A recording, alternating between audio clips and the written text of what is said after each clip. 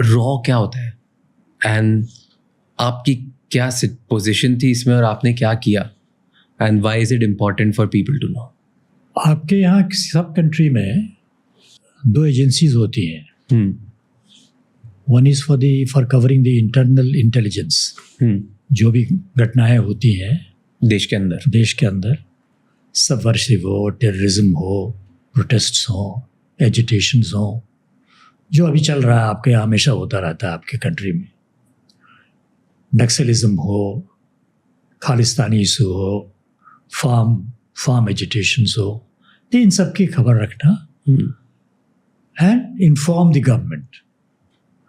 तो गवर्नमेंट उसको देखती है कि साहब क्या इंटेंसिटी है एजिटेशन की, कौन लोग कर रहे हैं और किस स्टेज पे इनको रोका जा सकता है या नहीं रोका जा सकता है. Then the government shares it with the enforcement agencies. Enforcement agencies हुई आपकी पुलिस और सेंट्रल पुलिस. एक तो स्टेट पुलिस हुई और एक सेंट्रल पुलिस हुई. तो उनको वो शेयर करते हैं. ठीक है.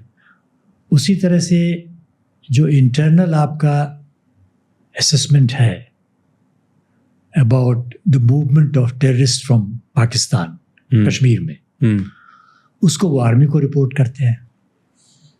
तो जो भी देश के अंदर चल रहा है, जो देश के अंदर चलता है, तो ये आपके यहाँ इंटेलिजेंस ब्यूरो करती है. इंडिया में ये आईबी करती है. ओके, सो ये इंटरनल. हाँ.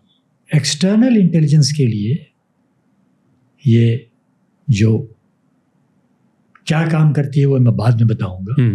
जो कवरेज होता है, जो इन्फॉर्मेशन इकट्ठी करनी होती है कि बाहर के देशों से खबरें इकट्ठी करें, तो वो रॉ करती है या एजेंसी करती है, जैसा भी आप उसको कुछ भी नाम ले आप. ओके. तो ये बेसिक 2 चार्टर ऑफ ड्यूटीज हैं. अब मैंने आपको इंटरनल तो बता दिया रफली कि क्या होते हैं एरियाज में. अब देखिए, जितने सारे फॉरेन इंटेलिजेंस एजेंसीज हैं वर्ल्ड ओवर, उनका फोकस क्या होता है, क्या उनको गवर्नमेंट उनको बोलती है. उनका 4 फोकस होता है broadly. Okay. One is that change this government. If this government is hostile, change this government. Current देश की कि बाहर? नहीं, देश की नहीं, बाहर क्या. ओके. इसको देश से कोई मतलब नहीं है. अच्छा, ये एक्सटर्नल एजेंसी के अंदर का कुछ मतलब? इंटेलिजेंस. तो we are talking of the agency. Okay. The external, केवल एक्सटर्नल ही हम लोग बात करेंगे जब भी हम लोग बात करेंगे. ओके. अब आईबी के बारे की बात तो खत्म हो गई है. ठीक है. From now onwards, we will only talk about external agency. ठीक है. तो इनके 4 रोल्स होते हैं मेन 4. जैसे आपको एक कंट्री से बहुत परेशानी कर रही है, चाहे वो नेबरिंग कंट्री हो या वेस्टर्न कंट्री हो या और भी कोई कंट्री जैसे हो, तो आपको एक चार्टर मिलता है कि भाई इनको चेंज करो, इस गवर्नमेंट को. ठीक है. जो अपोजिशन वाले हैं उनको लाओ, क्योंकि they are more favorable to us. Okay. Obviously. हाँ, fair. This serves your interest. This serves your economic interest. This serves your strategic interest. Defense का आपको interest serve करता है, और सबसे बड़ी चीज़ है economic interest serve करता है. And then political stability रहती है, तो आपको कोई problem नहीं है. ठीक है. So all agencies all over the world, they do it. Okay. वो चाहती हैं कि दूसरी गवर्नमेंट को चेंज करो. ठीक है. अब मान लीजिए कि second, now you have a scenario where the government, the foreign government is unfriendly to you. Okay.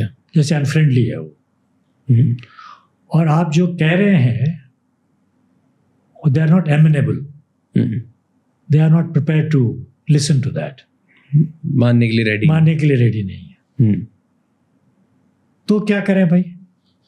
और आप ये भी जानते हैं कि जिस गवर्नमेंट के खिलाफ आप करने जा रहे हैं वो गवर्नमेंट फेयरली स्ट्रांग है. तो आप क्या करेंगे, आप इंस्टेबिलिटी क्रिएट करेंगे, कंडीशंस. ओके.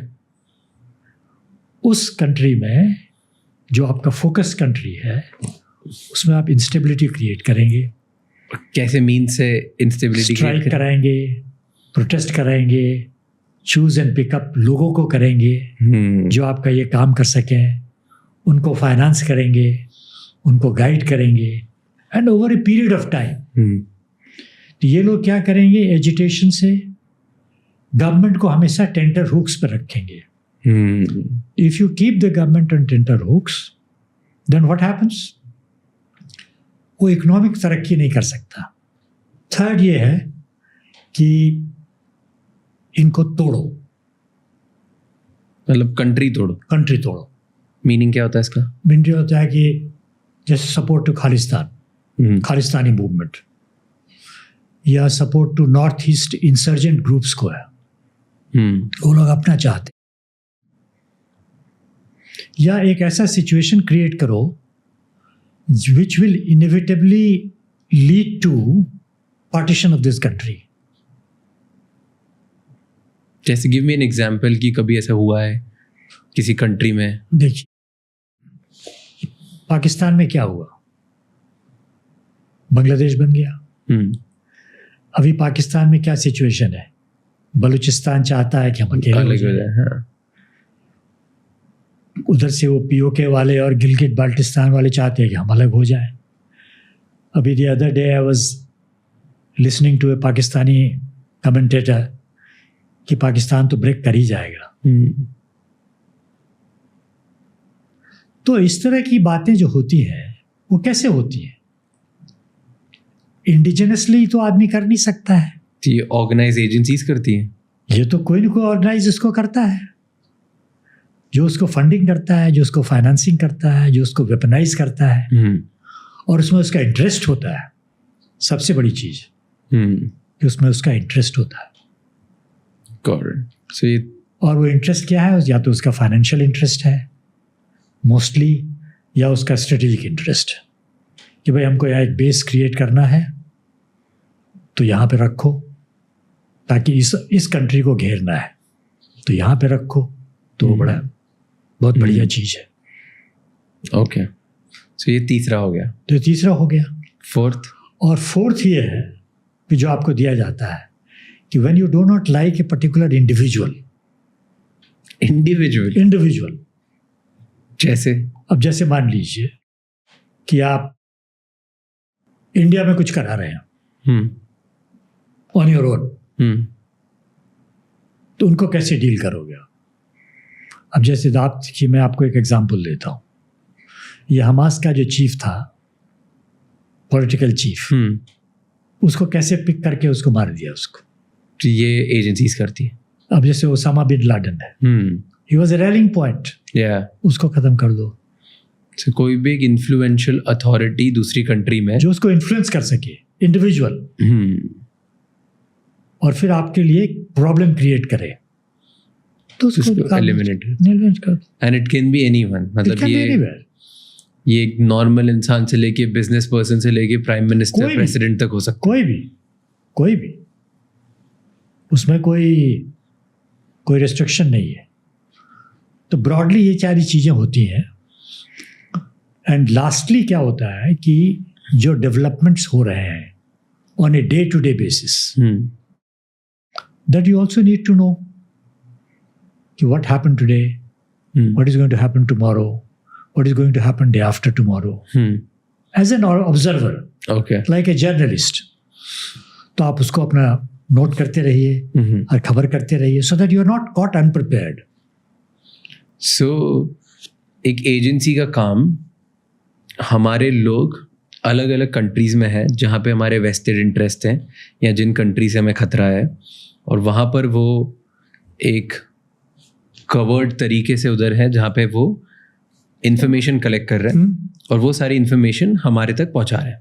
बिल्कुल. और जब वो इन्फॉर्मेशन हमारे तक पहुँचती है उसके बाद हमें डिसाइड करना होता है कि क्या करना है, कि इधर गवर्नमेंट चेंज करनी है, कि गवर्नमेंट तोड़नी है, कि देश को तोड़ना है, कि कोई इंडिपेंडेंट इंसान है उसको तोड़ना है, जिसकी वजह से हमारी कंट्री स्ट्रेंथन हो. This is the basic. Thank you so much ये क्लिप एंड तक देखने के लिए. अगर आपको और भी ऐसी क्लिप्स देखनी है तो राज शमानी क्लिप्स चैनल को सब्सक्राइब कर लीजिए.